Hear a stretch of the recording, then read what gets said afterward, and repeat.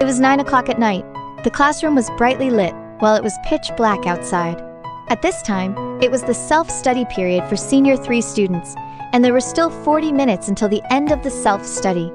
In the classroom, Chun-Moo suddenly opened his eyes and looked around in confusion. After a moment of daze, he came to his senses and murmured in disbelief, I actually was reborn." Chun-Moo clearly remembered that he had lived to the 5th year of the Eerie Apocalypse. In the Eerie Apocalypse, eerie beings ran amok, and the world became a scene of purgatory. In one death-filled scenario after another, the slightest violation of the rules would invite attacks from the eerie.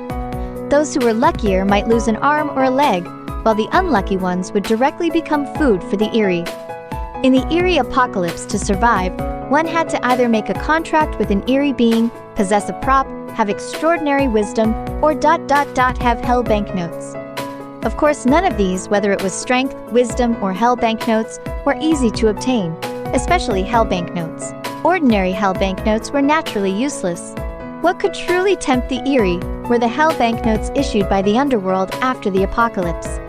Obtaining such hell banknotes was extremely difficult. Once one got the hell banknotes of the apocalypse, they could move freely in the apocalypse. As long as one offered enough hell banknotes, even the king of the eerie would submit before you. In his previous life, Chun-Moo managed to survive for 5 years. By chance, he found the underworld bank. In the apocalypse, there was a rumor that the underworld bank stored trillions of hell banknotes. With trillions of hell banknotes, the apocalypse would be like paradise. The powerful eerie beings would all be your servants. At that time, Chun-Moo was driven crazy by one eerie scenario after another. He decided to take a desperate risk and rob the underworld bank. Having managed to survive for 5 years in the apocalypse, Chun-Moo had some skills. He had a spatial ring in his hand, one of the rarest props, which could hold countless hell banknotes. Unexpectedly, when Chun-Moo made his move, he triggered the mechanisms of the underworld bank and alerted the king of the eerie. In an instant, countless infernal fires blazed, and the enraged king of the eerie rose into the air, ready to devour Chun-Moo completely. Seeing that he was at the end of his rope, Chun-Moo made a bold decision and used the spatial ring in his hand. With a loud shout, he actually sucked the entire underworld bank into the ring. However, soon after, Chun-Moo was killed by the infernal fires and the king of the eerie. Before he died, Chun-Moo smiled self-deprecatingly. At that moment, he had become the richest person in the apocalypse, but he died before he could even spend the money. He was so unwilling. Fortunately, what Chun-Moo didn't expect even more was that he was actually reborn. Coming back to his senses, Chun-Moo quickly touched his finger. The next second, his eyes revealed ecstasy. He was reborn, and the ring was still there. Not only that, but Chun-Moo was even more shocked to find that the underworld bank in the ring was also still there. He could freely use the trillions of hell banknotes in it. Perhaps due to some special reasons, when Chun-Moo was reborn, he brought the ring, the underworld bank, and the trillions of hell banknotes with him.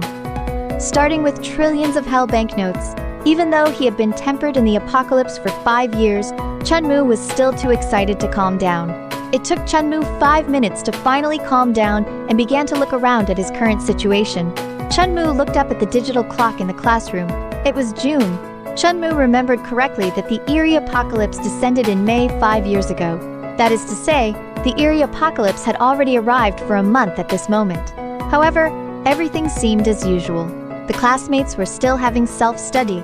The head teacher was sitting on the podium grading test papers, and there were still slogans cheering for the exams hanging around. On the playground outside the classroom, it was also a scene of tranquility. Chun-Moo was not surprised by this. The Eerie Apocalypse had arrived for a month, but its impact was still relatively small at present. Most people had not been affected yet, and the normal order was still being maintained. Chun-Moo knew that the influence of the Eerie Apocalypse gradually expanded. At the beginning, perhaps only a few people around the globe would be affected and forced to participate in the eerie scenarios, struggling to survive according to the rules of the eerie scenarios. Those who received the eerie tasks needed to reach the eerie scenarios at the specified time. The eerie scenarios varied in size. Some were solo missions, while others were group missions. Even 2 years after the arrival of the eerie apocalypse, an entire city's people would be forced into an eerie scenario, which would be a real hell on Earth. Those who completed the tasks in the eerie scenarios would receive rewards, but such lucky people were after all in the minority. Even if one managed to survive by chance, there would be more eerie scenarios in the future. As time passed, more and more people were involved in the eerie scenarios, the order collapsed, and everyone lived in fear, creating the scene of an apocalypse. Chun-Mu remembered correctly that this was the calm before the storm. In at most 1 month, the order would spiral out of control, and then people would witness the horror of the eerie apocalypse. Eerie scenarios can be purchased, and eerie beings can be hired. In 1 month's time, I need to buy as many eerie scenarios as possible, hire more eerie beings, and obtain more props. Chun-Mu was well aware that although he had a lot of hell banknotes in the apocalypse, he also needed to have strength. Otherwise, in his previous life, even with trillions of hell banknotes, he still ended up dead. Chun-Mu looked at the scene in the classroom.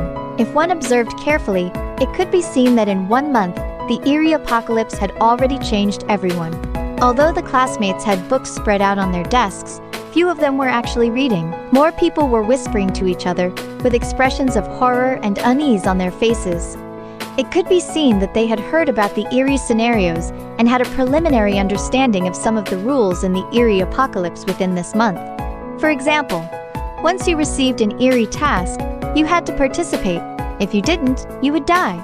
The eerie tasks appeared randomly.